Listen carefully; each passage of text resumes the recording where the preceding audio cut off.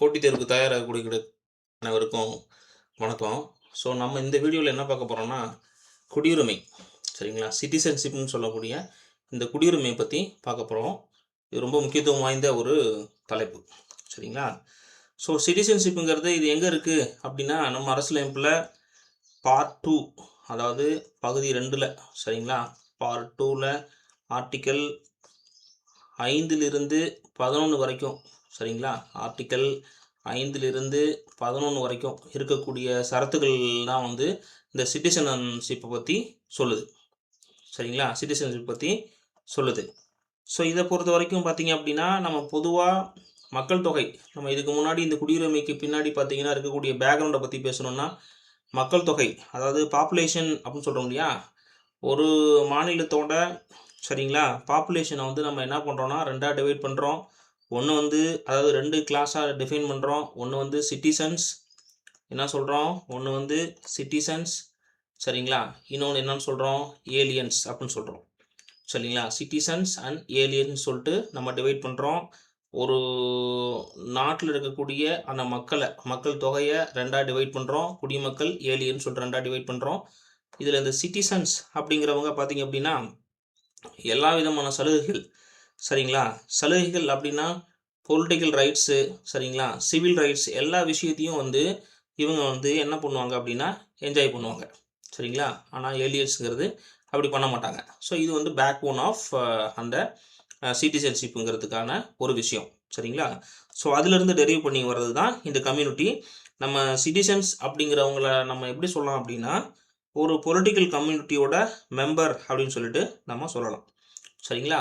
So இந்த மக்கள் தான் பார்த்தீங்க அப்படின்னா நம்மளுடைய ஸ்டேட்ஸை வந்து கம்போஸ் பண்ணுறாங்க. அவங்க தான் இந்த ஸ்டேட்ஸை வந்து உருவாக்குறாங்க சரிங்களா. சரி, ரைட்டு, ஓகே.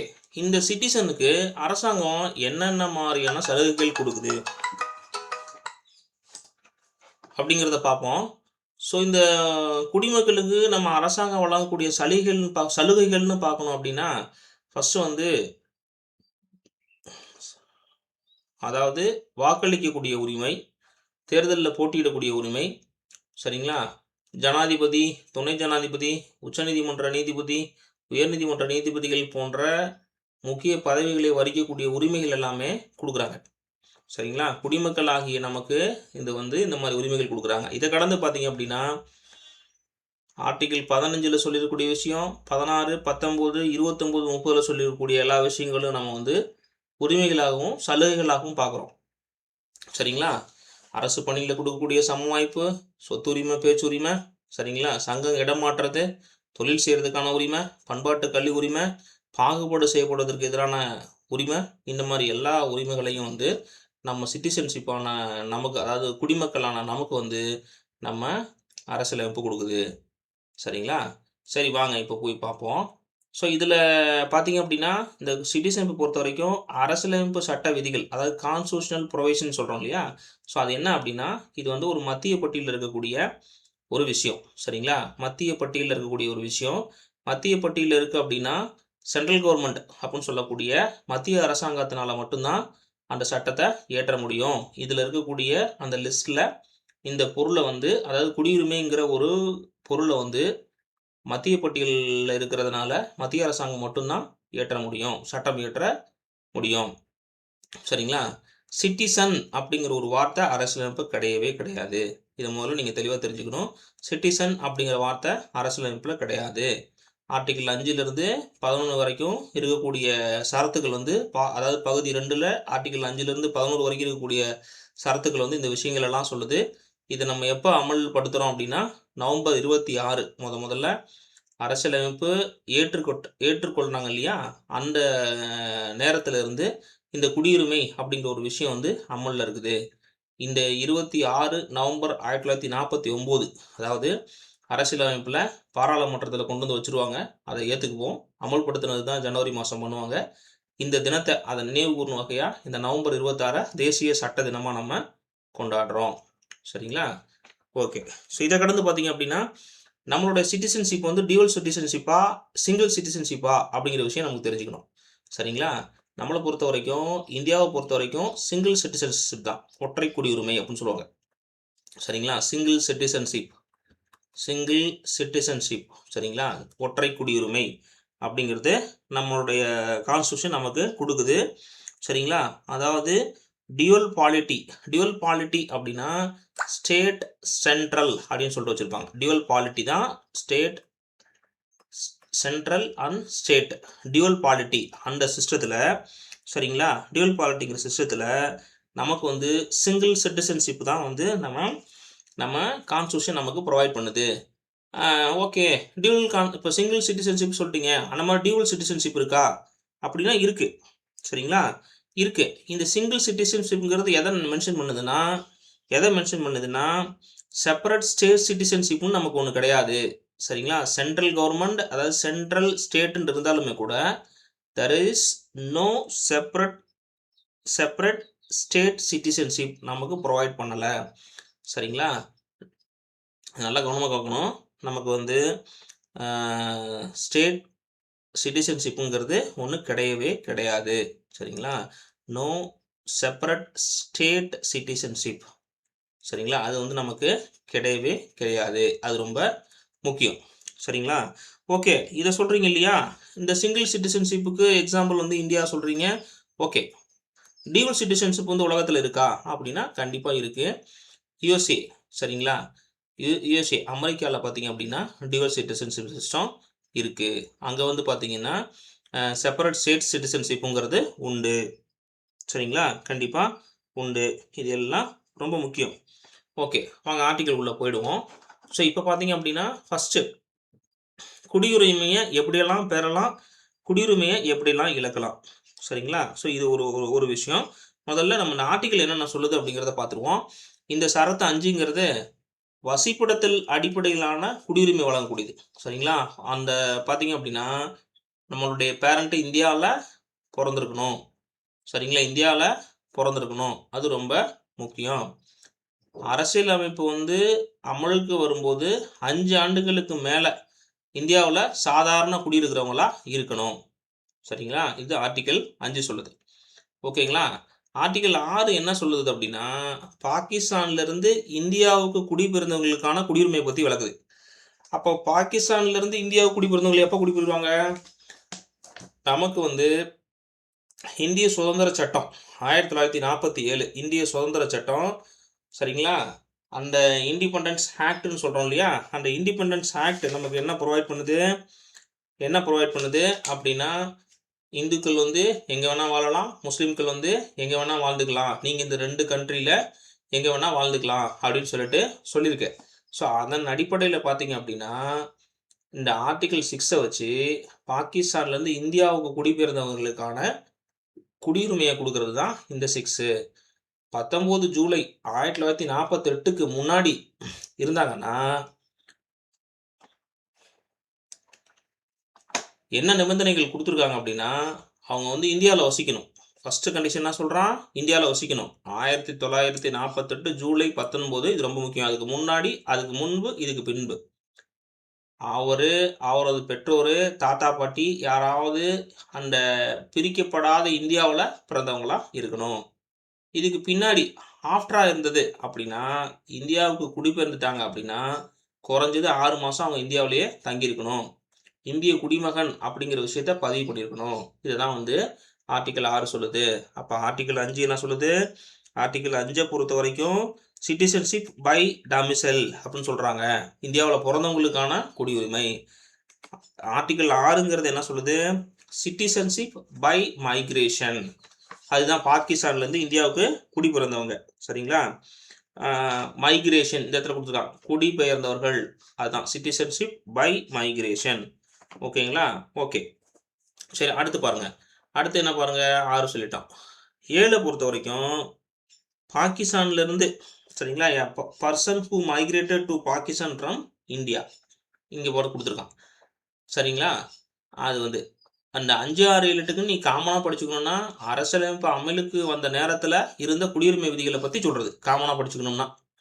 சரிங்களா? நம்ம காமனாக இதை பற்றி தெரிஞ்சுக்கணும்னா 5, 6, 7, 8 4 ஆர்டிக்கலும் நம்ம கான்ஸ்டியூஷன் வந்து ஜனவரி 26, 1950 அமலுக்கு வந்தது.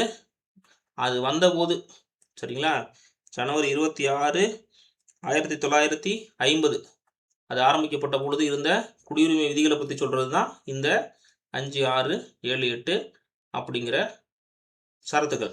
9ங்கிறது பார்த்தீங்க அப்படின்னா வேறு நாட்டிலிருந்து குடியுரிமையை தன்னார்வமாக ஏற்றுக்கிட்டாங்கன்னா இந்திய குடியுரிமை ஆட்டோமேட்டிக்காக முடிவடைஞ்சிடும். 10, 11 குடியுரிமை தொடர்பான சட்டங்களை இயற்றான அதிகாரம் நம்ம பார்லமெண்ட்டுக்கு இருக்குது அப்படின்னு சொல்கிறது இந்த 10, 11. ஓகே, இதெல்லாம் ஷார்ட்கட்டு. இது எல்லாமே வந்து நம்ம ஈஸியாக ஞாபகம் வச்சுக்கூடியது. ஓகே, இந்த குடியுரிமையை திருத்தம் பண்ணியிருக்காங்களா அப்படின்னு பார்க்கணும். சரிங்களா, இங்கே காமனாக நம்ம சொல்லிட்டோம், இந்த விஷயங்கள் காமனாக சொல்லிட்டோம். இப்போ இங்கே ஆர்டிகல் 6 எலாபரேட்டாக பார்த்துட்டோம். இங்கே பாருங்கள் 8 கொடுத்துருக்கோம். அதே தான் இந்தியாவில் வெளியே வசிக்கக்கூடிய இந்திய வம்சாவளியோட குடியுரிமை பற்றி சொல்கிறது. இந்தியாவுக்கு வெளியே வசிக்கும் வம்சாவளியில் இருந்தால் அந்த பொருந்தும் நிபந்தனை வந்து பிரிக்கப்படாத இந்தியாவில் வந்து பிரதமராக இருக்கணும். சரிங்களா, ஸோ இந்த இடத்துல சொல்லியிருக்கோம். ஆர்டிகல் 9ங்கிறது தன்னார்வமாக வெளிநாட்டு குடியுரிமை பெற்றவங்கன்னா இந்திய குடிமகன் கிடையாது. அவங்களா வில்லிங்காக போயிட்டு ஒரு இடத்துல ஒரு கண்ட்ரியில் போயிட்டு அவங்களுக்கான குடியுரிமை பெற்றுக்கிட்டாங்கன்னா அவங்க இந்திய குடிமகன் கிடையாது. சரிங்களா, 10ங்கிறது இந்திய குடிமகன்கிறது தொடர்ந்து குடிமகனாக இருக்கணும், சிட்டிசனாக இருக்கணும் அப்படின்னா பாராளுமன்றம் இயற்றக்கூடிய சட்டங்களுக்கு உட்பட்டு அவங்க இருந்தால் மட்டும்தான் இருக்க முடியும்.